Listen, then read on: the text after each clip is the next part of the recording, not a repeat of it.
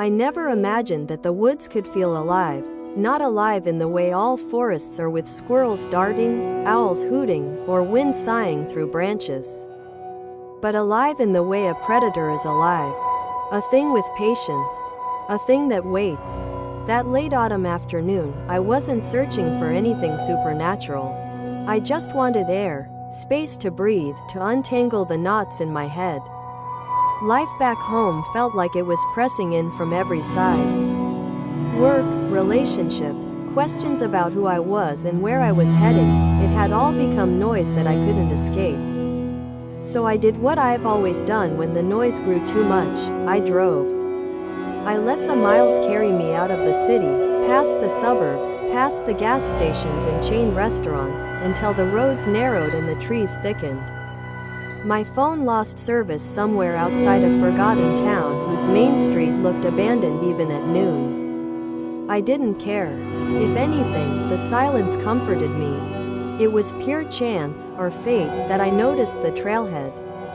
A narrow cut in the tree line, marked only by a rotting wooden post where a sign must have once hung. No name, no map, just the faint impression of countless footsteps that had pressed a path into the earth. Something about it tugged at me. It felt like an invitation. I parked, slung my backpack over my shoulder, and stepped into the trees. At first, it was just a forest. Ordinary. Beautiful, even. Shafts of light speared down through pines, striking the carpet of needles in golden pools. My boots crunched satisfyingly against the earth, and with every step the world behind me receded. No car engines, no chatter, no reminders of the life I had left on pause. But the forest began to change the deeper I walked. The birds quieted. The wind died. Even the sound of my own footfalls softened until I felt like I was intruding into a silence older than language. The air grew dense, heavy, each breath tasting of damp soil and resin. It wasn't unpleasant, at least not at first, but it was strange. That was when I first noticed the patterns. Sticks arranged in X shapes at the bases of trees. Stones stacked in tiny towers along the trail, too precise to be accidents. A patch of earth swept clean of leaves, though no wind stirred.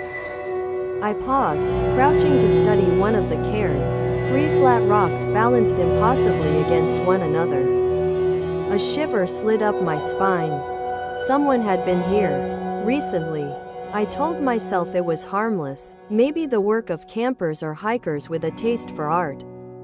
But deep down, I felt something else, an awareness, like I had stepped onto a stage where the forest itself was the audience. I pressed on. By the time the sun slipped behind the clouds, the trail had all but vanished. Roots curled across the ground like veins, and the trees leaned closer, their branches knitting together overhead to strangle the light. That was when I heard it. A hum. At first I thought it was the low buzz of distant machinery, maybe power lines hidden in the trees. But the more I listened, the less mechanical it became. It was deeper, older. A vibration that seemed to come from the ground itself, resonating in my bones. I froze. The hum swelled, then ebbed, like a heartbeat. Or like breath. I should have turned back. Every instinct screamed at me too. But curiosity is its own kind of hunger, and I was already hooked. I followed. The trail dissolved into wilderness. The hum grew louder with each step until it drowned out my own heartbeat. My head throbbed in rhythm, my vision swam, yet I couldn't stop. The trees parted suddenly into a clearing. At its center rose an oak, impossibly tall, its trunk blackened as though scorched by fire yet still alive, its branches stretching like skeletal arms. At its base yawned a hollow wide enough for a person to crawl into. The hum poured from that hollow, vibrating the ground beneath my boots. I approached, unable to resist. The air was cold here, bitterly so. My breath billowed in white clouds. I crouched near the hollow, peering into its darkness, and the hum fractured into whispers. Not one voice but many, layered, urgent, calling. I couldn't make out words, but meaning pressed against my mind all the same. Come closer. Symbols etched the bark around the hollow. Spirals, jagged teeth shapes, intersecting circles. Warnings, I realized too late. The forest shifted. The path I had entered through was gone, replaced by more trees. Darker, denser. My stomach dropped. And then came the footsteps. They were soft at first, a faint rhythm that seemed to echo mine. Then they grew louder, heavier. I turned slowly, dread crawling up my spine. Something stood between the trees. Tall, wrong. Its form flickered like smoke, struggling to hold shape, but its eyes burned steady, two embers glowing in the dark. They locked onto me. The whispers from the oak spiked into a shriek. The figure stepped forward. I ran. Branches tore at my skin, roots snared my ankles. The forest warped, folding in on itself, every direction leading deeper into shadow. Behind me, the footsteps pounded, steady, relentless. The hum vibrated through the ground, rattling my teeth. I don't know how long I ran. Minutes, hours, time lost meaning. My lungs burned, my legs screamed, but still I ran, terror driving me faster than I thought possible. Then, ahead, I saw it. Light. A faint golden glow between the trees. I stumbled toward it, crashing through the undergrowth until I burst into another clearing. A cabin stood there. Small, weathered, but real. Smoke drifted from its chimney. Warm lantern light flickered in the windows. I didn't hesitate. I scrambled up the steps and pounded on the door. It opened. An old woman stood framed in the glow. Her hair was white, her face lined, but her eyes were sharp, kind. Without a word, she pulled me inside and bolted the door. The hum stopped. Silence. Relief hit me so hard I nearly collapsed. The cabin smelled of herbs and pine. A fire crackled in the hearth, casting the room in a gentle orange glow. The old woman pressed a mug of steaming liquid into my hands. I drank without question. The warmth spread through me, steadying my trembling limbs. "You're safe here," she said softly. I tried to speak, to explain, to ask what the hell was happening, but she only shook her head. "I know," she said. "The forest doesn't let go easily.